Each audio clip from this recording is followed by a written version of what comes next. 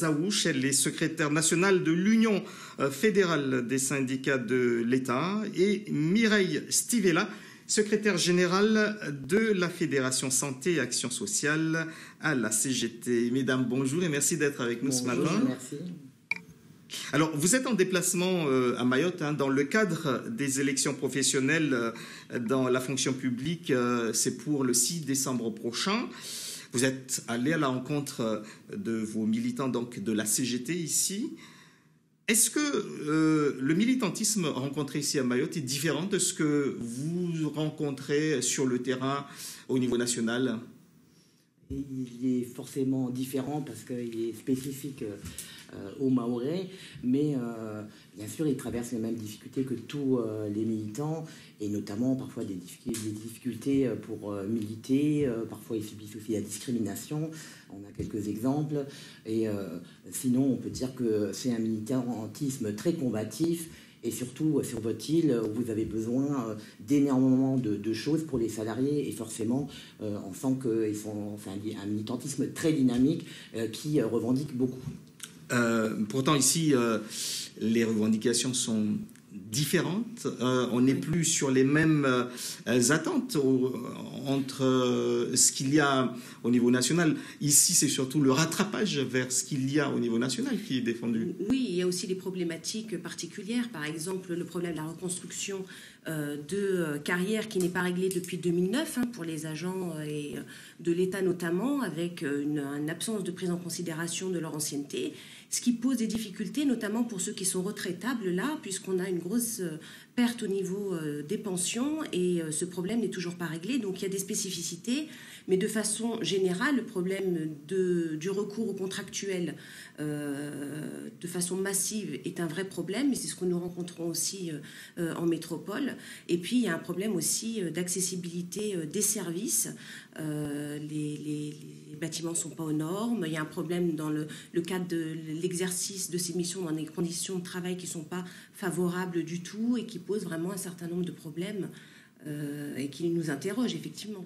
Il y a aussi énormément de causes qui sont défendues en intersyndical. Est-ce que c'est comme ça également au niveau national Au niveau national, il y a plusieurs situations, c'est-à-dire que les situations locales sont diverses et variées. Il y a des relations différentes localement avec les autres organisations syndicales, et donc le périmètre unitaire est totalement différent d'une région à l'autre, aussi à Mayotte par rapport parfois à l'Hexagone. Et puis voilà, c'est un peu les relations qu'on peut construire au local avec les autres organisations syndicales. Et au niveau national, bien sûr, nous travaillons toujours à essayer d'avoir une unité la plus large possible.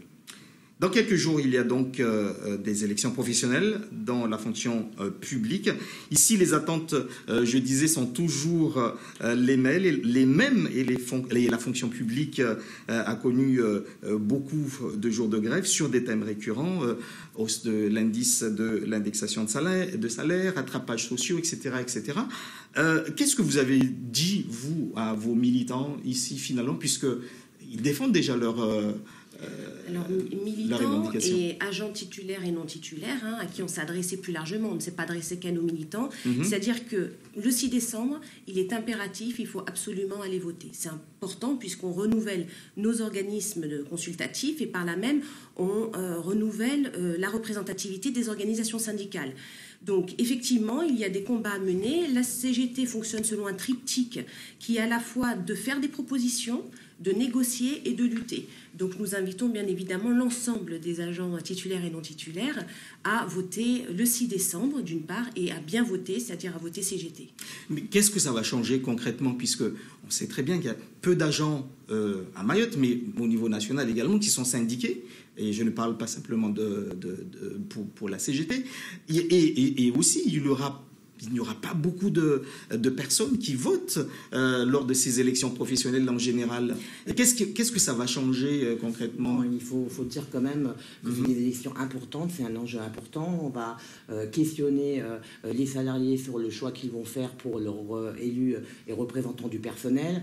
Aujourd'hui, le gouvernement, dans ses projets, veut supprimer ces instances du personnel, ou au moins déjà rapidement les fusionner et changer leur périmètre. il est important que les salariés se mobilisent pour dire qu'ils veulent que ces instances existent et qu'ils ont leur place à l'intérieur aux côtés de leurs représentants du personnel pour justement porter leurs revendications. C'est très important et il semble qu'il faut vraiment que les agents s'emparent de ces élections. Et d'ailleurs, dans la fonction publique, on a plutôt un taux d'agents qui votent beaucoup plus important que certaines élections politiques. Donc voilà, je pense qu'il faut le souligner. Alors, hasard du calendrier, hein, vous êtes arrivé à Mayotte en même temps quasiment que la ministre du Travail, Muriel Pénicaud, qui était également ici en visite à Mayotte. Vous l'avez rencontrée, je suppose, dans le cadre de ces rencontres avec les partenaires sociaux, ou en tout cas, vous avez peut-être eu un écho du secrétaire général ici de la CGTMA. Qu'est-ce que vous avez retenu de cette visite ? Écoutez, qu'enfin le droit va peut-être commencer à s'appliquer un petit peu, le droit du travail, à partir de janvier notamment. Donc ça, c'est plutôt une bonne chose qu'on découvre que sur un département français, la loi va finalement s'appliquer, qu'il va falloir attendre 2022 pour qu'un certain nombre notamment le tribunal au niveau des prud'hommes, puisse s'installer. Donc il va encore y avoir des années à attendre. Et donc voilà ce qu'on a pu retenir du passage de Madame Pénicaud. Est-ce que vous comprenez l'inquiétude des agents ici à Mayotte et même des syndicats, puisque en gros ce que dit la ministre lorsqu'elle passe ici, qu'il y a un calendrier qui a été défini et on ne peut pas distribuer plus d'argent qu'on ne cotise, en gros, que les syndicats peuvent continuer à faire de la pression. C'est le calendrier qui va s'appliquer. Est-ce que c'est Non, bien sûr, on peut le comprendre, puisque aujourd'hui, ce qu'on nous relaye, que ce soit à Mayotte ou dans l'Hexagone, c'est plus de service public et de mission de service public. Et le discours de la ministre, comme de ce gouvernement, va à l'encontre justement de cette tendance-là, puisqu'on annonce des suppressions de postes.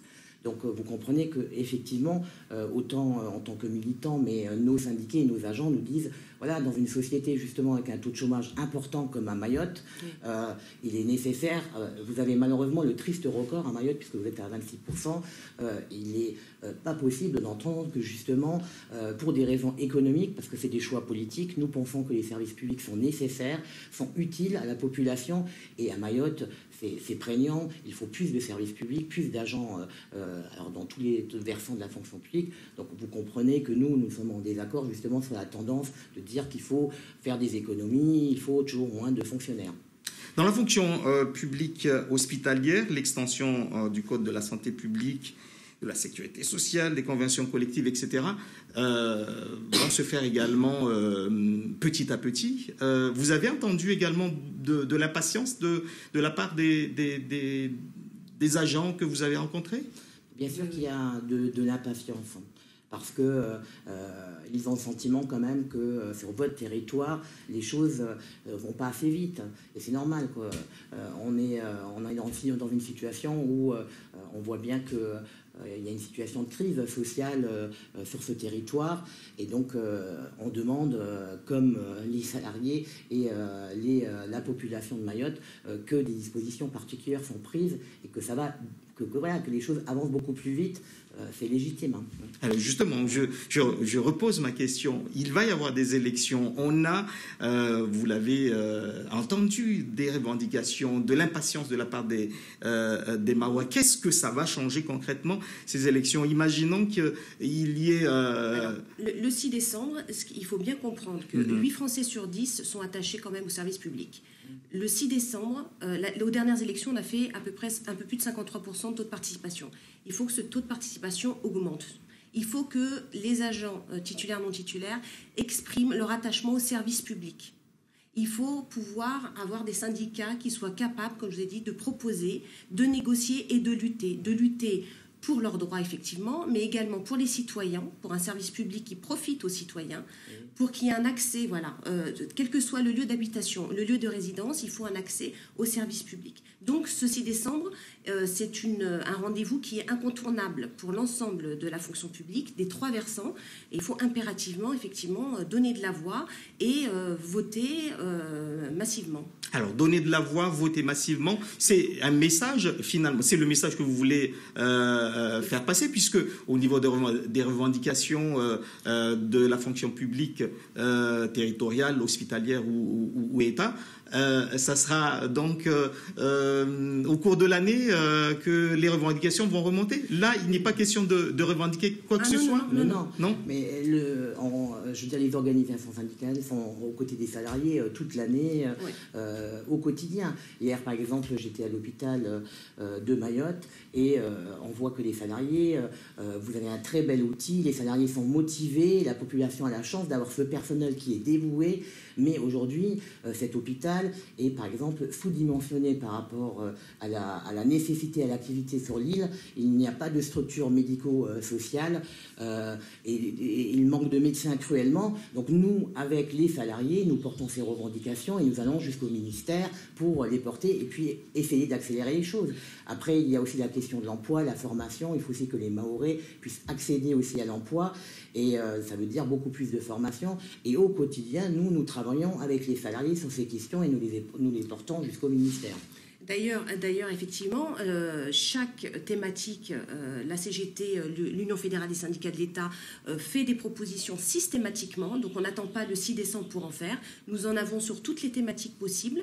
Hier encore, nous avons travaillé sur la mise en place de la SRIAS et une vraie politique d'action sociale interministérielle en faveur des agents ici de l'État, puisqu'ils ne bénéficient pas de ce droit à l'action sociale, qui est quand même un moyen d'amélioration des conditions de vie de nos agents et de leurs familles. Donc vous voyez, on est toujours en action, toujours en mouvement, mais le 6 décembre, il faut donner de la voix. Alors chaque syndicat, évidemment, va essayer de défendre un petit peu ses revendications. En tout cas, c'est par rapport à ça que vous faites, vous faites campagne quelque part. Hein, c'est par rapport à certaines thématiques. En quoi, quels sont les points sur lesquels la CGT et pour lesquels vous êtes venu ici montrer la différence par rapport à ce que proposent les autres syndicats de la fonction publique? Alors la CGT, elle sait à la fois représenter les agents, elle sait les défendre, mais elle sait mener aussi des batailles revendicatives pour l'ensemble des citoyens. Nous avons la conviction que le service public doit profiter au peuple et aux citoyens. Et donc ça, c'est vraiment une vision particulière de la CGT. Et là, c'est la fonction publique d'État. Au niveau hospitalier Au niveau hospitalier, ce qu'on peut dire, c'est que la CGT est un syndicat revendicatif, mais aussi qui, au quotidien, mène des luttes pour essayer d'arracher les revendications des salariés. Donc voilà, nous avons une conception qu'il faut se mobiliser tous les jours, au quotidien, auprès des salariés, et c'est ce que nous faisons. D'ailleurs, énormément de luttes permettent d'obtenir plus de personnel. Voilà, on a un syndicalisme qui est peut-être différent des autres parce qu'on est sur un syndicalisme combatif où nous sommes au quotidien auprès des salariés et dans des mobilisations importantes pour essayer d'arracher des moyens supplémentaires. Comment convaincre des militants à Mayotte de façon générale lorsqu'on voit que parfois, à l'issue des grèves, à l'issue de certains mouvements, des militants et même des délégués de personnel peuvent être renvoyés de leur travail ou en tout cas ne plus représenter un syndicat. On a connu un certain nombre de situations comme ça. Les gens ont peur de s'engager de plus en plus syndicalement à Mayotte.